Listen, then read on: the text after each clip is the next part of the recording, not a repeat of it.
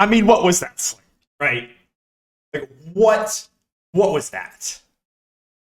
What was that? And I honestly, I can't keep a straight face. What occurred tonight? What were those events that occurred? I mean, just what was the slate? You knew this was going to happen, right? Chalk Thunder slate. I warned everyone. I was like, this is going to happen. It happened. I mean, like, I don't even know what to say.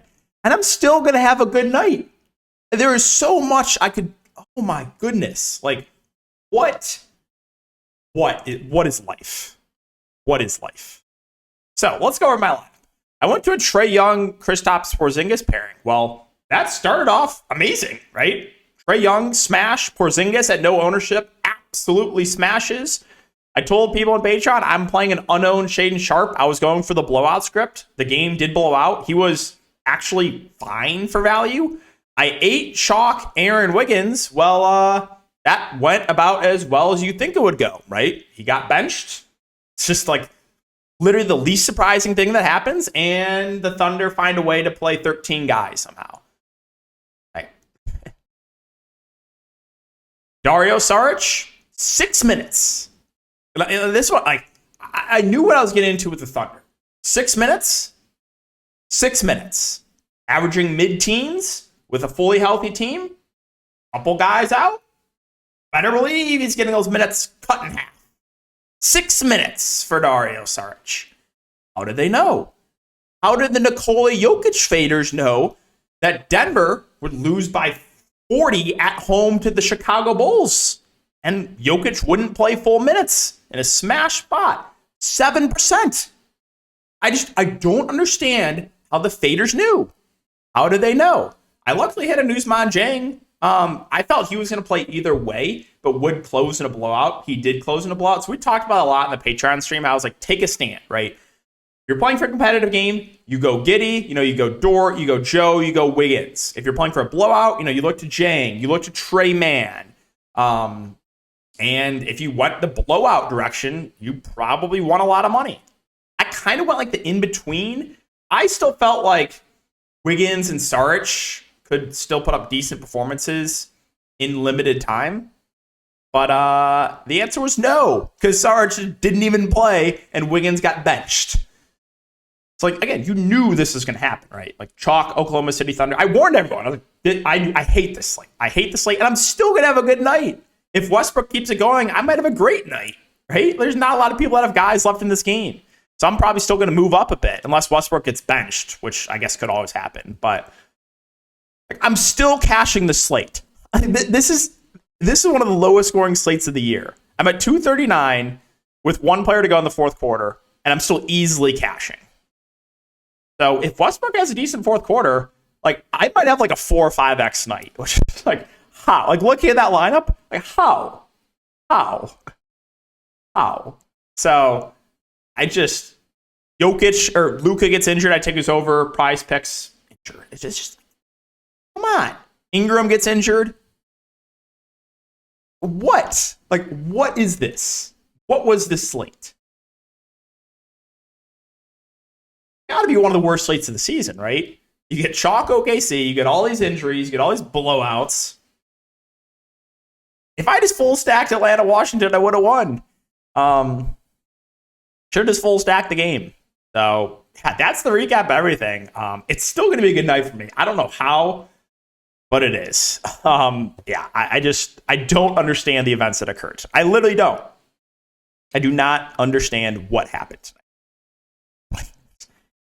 What happened, right? I don't know. So that's the recap, guys. The sponsor is Prize Picks. Again, make sure to use the code DKDFS for 100% match up to $100. I'll have a free video up after this talking about a couple player props I like. Darius Garland pushed his assists, and Jokic was going to hit his over rebounds 12.5. But oh yeah, the Nuggets lost by 50, and he didn't play in his full fourth quarter minutes. I don't understand. But when I take unders on players, double overtime. Overs, massive blowouts of the random. No. Somehow, going to be a good night for me. I don't know how. But let's move on to this slate. 6 games. Hopefully it'll be better. We got a lot of questionable players in these games too. So, yeah, it's late season NBA. This is what it comes down to, right? So we're all crazy for playing. But, I mean, there's no way I'm missing on these slates. There's no way. I'm playing everyone. I'm ready for pain. All right. Utah and Orlando. So Utah, we got Clarkson and we got Kessler status both up in the air. Last game with those two guys out, you saw the starting lineup of THT, Lauri Markkanen, Olynyk, Ochai Agbaji, and Fettuccine Alfredo. And I still felt like with all those guys out for Utah, still felt like they ran a deep rotation. The starters didn't play massive minutes. It just always feels that way. But Lauri Markkanen did still play 39 minutes. I mean, he is the go-to guy. If both Kessler and Clarkson are out, the ceiling is pretty high in him. THT and Olynyk would also look better. You saw 34 minutes for THT last game. The minutes have not been amazing on Olynyk. He's kind of hovering in that high 20s to low 30s minute range, but he'll be productive when he's on the court. Chris Dunn should get good run as the backup point guard, probably mid-20s. Ochai Agbaji dealt with some foul trouble, only played 26 minutes. Would think he would play more. He's not the best point per minute guy, but he should play a lot here. Fettuccine Alfredo played a good amount, but he is just horrific as far as point per minute goes. You saw some Rudy Gay. You saw some Damian Jones, some JTA, the UCLA legend, Johnny Juzang. It's oh my gosh, is this disgusting. If Clarkson and Kessler are both in, then there's really not a ton I like on the Utah side. A lot of these guys are priced up, so it probably would be close to stay away from me if both Clarkson and Kessler are in. Could you get to Kessler and Clarkson themselves? Sure. But yeah, it would not be ideal. On the Orlando side, so just Wendell Carter Jr. is out. You got Gary Harris back. Mo Wagner's 5.5. I expect him to start. He did not close the game last game, which was a bit tilting because he was absolutely smashing. So I think he's a decent play in the mid-range, but a little bit concerned they did not close that last game. Paolo Banchero at 7.9 feels a little pricey. Markelle Fultz at 6.4 feels priced about right. Still provides a ceiling, but he's kind of up and down. Franz Wagner, that price is right to me. Cole Anthony and Suggs should lose some minutes with Gary Harris back. 5.3 for Cole Anthony feels a bit pricey. 4.3 for Suggs, probably a little bit easier to get to, but easier, again, lose a little bit of minutes with Gary Harris back. I expect Gary Harris to start, probably play mid-20s minutes. He's always playable as a low-owned value play, but he has to hit the shots to get there. You saw some run for Goga Batadze last game. He played 20 minutes. I don't know if that happens again, but he's cheap. I can't play Caleb Houston, so that's Orlando. Let's move on to Houston and Indiana. So once again with Houston, the question is, can the game stay competitive? If the answer is yes, there's going to be some intriguing plays here because Houston ran a pretty tight rotation when the game was competitive. So my boy Şengün, he would have played a bit more if the game did not blow out. Like the matchup for him, like his ceiling. But again, the question is, can Houston keep it close? Jalen Green's floor plus ceiling goes up with Kevin Porter Jr. off the court. I expect him to do a bit more of the ball handling. So I think he's a really good play here if you think Houston keeps it close. Cage Martin, Jabari Smith, these guys should see 30-plus minutes. I think they're both reasonable plays. My boy Tari Eason been playing a bit more off the bench. We know he's a good point per minute guy, but I don't love the 5.6K price. I would guess that Jae'Sean Tate probably moves in the starting lineup. If that's the case, I think he's a decent value. I think they'll start Green, Tate, Martin, Jabari Smith, and Şengün. Don't know if I can get to anyone else, though, off the bench. I think Tari Eason would probably be the only guy I would consider off the bench. So on the Indiana side, it's a phenomenal matchup. It really is. So I like the ceiling on Halliburton. I like the ceiling on Turner. I like the matchup for them a lot. But can Houston keep it close? I don't know. Buddy Hield is always a fine filler play in the mid-range. His minutes have not been great, though, of late. Even in competitive games, he's only playing high 20s minutes. Mathurin feels priced right. I don't think I get to McConnell. If there's no Naismith, Noir is fine, but he didn't really get a minutes bump. He actually played less minutes. This is Indiana for you. No Naismith, he starts, plays less minutes. Rick Carlisle, man. You don't know what's going to happen. I cannot tell you what's going to happen in this rotation. Duarte's been playing a bit more. He's 3.9. If you want to consider Nemhard, sure. If you want to mess with the backup center rotation, be my guest. I will not be doing that in this slate. Charlotte and Detroit. So Rozier's 8.2. I like the matchup for him. He should play a ton of minutes. I don't think he's a priority, though. Kelly Oubre, 7.5, also should play a lot. Feels priced about right, though, as is Gordon Hayward. There's no one in the starting lineup I love. Hayward had the big game last game. That was a bit of an outlier. Pedro Washington in the low 6K range. Like, that's feels right. Mark Williams probably sees 25 to 30 minutes, 6K. It's like, okay. I don't know. It's like, I feel like I should like more on Charlotte, but the price points are just up on a lot of these guys. DSJ will see minutes off the bench. You'll see Richards playing the backup 5. He's 3.6. He's not a bad point per minute guy, but yeah, like I think the main guys are fine, but I don't think there's anything that like I love on Charlotte. And the Detroit side, this is just a mess, man. This is your late season NBA, right? Bogdanovic still out, Stewart still out, Diallo out, Burks out. You do have Duren and Killian Hayes expected back. Starting lineup should be Hayes, should be Ivy, should be Livers, probably Magruder and like one of the bigs. Maybe you see two bigs, maybe you see like two of the three of Duren, Wiseman, Bagley in the starting lineup with like Ivy, Hayes, and like one of the wings of like Livers or Magruder. So with Hayes and Duren back, I want to make sure there's no limitations. I don't think there'll be a limitation on Hayes. He only missed a couple games with that hand injury. So Hayes at 5'4", Ivy at 6'9". I like the matchup for them. Ivy's floor, though, gets a lot lower with Killian Hayes in the lineup. The bigs, I want to see the starting lineup. I don't think I can play 6.8K Bagley unless he starts. Wiseman at 5'7", Duren at 5K. If he starts, is fine. But he's also been out for a few weeks, so there might be some sort of a limit there. So nothing I love on the bigs. I mean, Livers probably plays a good chunk of minutes. He's just not going to be super productive with the minutes. Magruder, if he starts, I guess is playable, but he's also awful point per minute.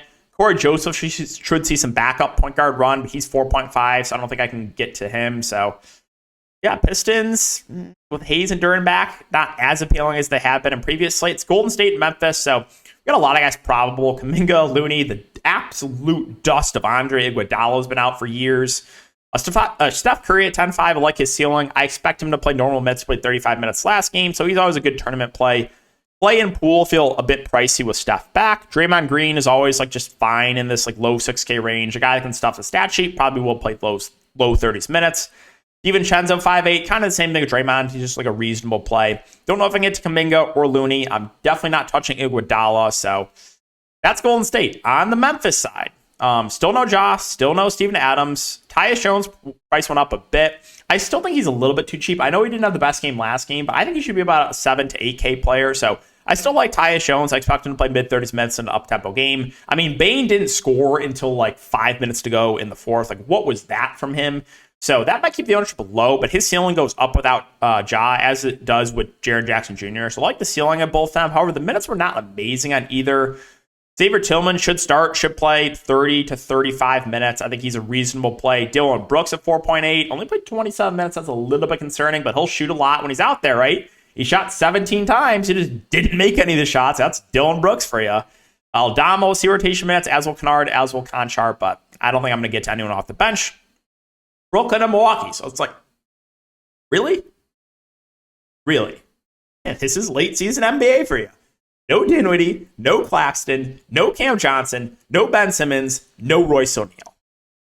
On the road against probably the best team in the NBA. That's a blowout risk here. But I think the starting lineup will be Cam Thomas, Seth Curry, Dorian Finney-Smith, Mikal Bridges, and Nerlens Noel. That's what I think will start. So if you think the Nets can somehow keep this game competitive, you can definitely look to Mikal Bridges, who's been smashing, but there is just massive blowout risk here. I think my favorite play in Brooklyn probably is Cam Thomas. I'm pretty sure he's going to start. I think he's blowout proof. He's going to play big minutes either way, in my opinion. I really like Cam Thomas.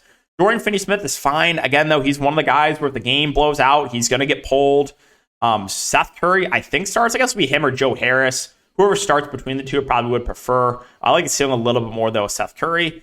I'm assuming it's Nerlens Noel that starts. He was over Day'Ron Sharp last game, so I think he starts. If he does, I like him at 3-3.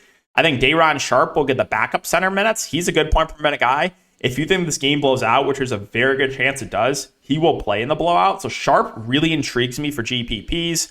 You'll see some Patty Mills in the rotation. You'll see some Watanabe probably. But I think if you're playing for that like blowout narrative, I think the first guy that would look to would probably be Day'Ron Sharpe. Again, I think Cam Thomas will play either way. Like I think he'll play in a competitive game, and I think he'll play in a blowout too. So he's probably my favorite play in Brooklyn.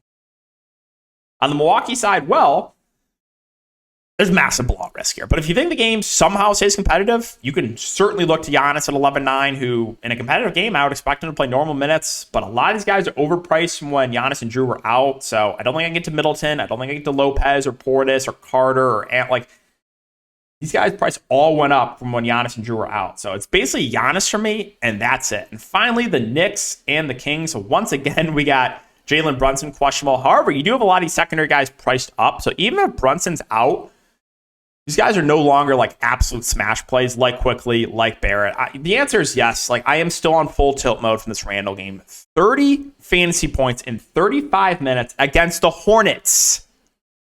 I just don't understand how that happens. I really don't. But this is another really good matchup. If there's no Randall, or if there's no Brunson, you got to have Anderson Randall.